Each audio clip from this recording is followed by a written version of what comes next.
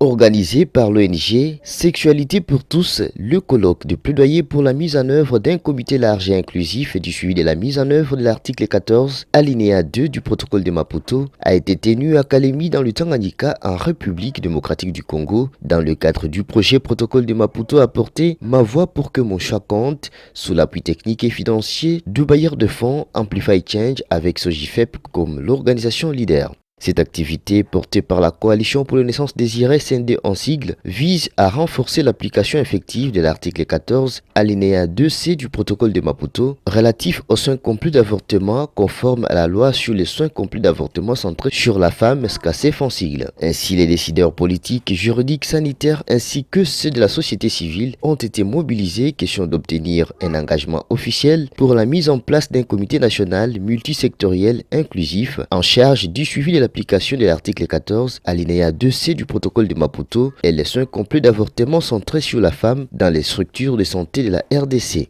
Par ailleurs, étant mobilisés et sensibilisés, au terme de ces colloques, un procès verbal d'installation du comité large et inclusif du suivi de la mise en œuvre de l'article 14 alinéa 2C du protocole de Maputo a été établi.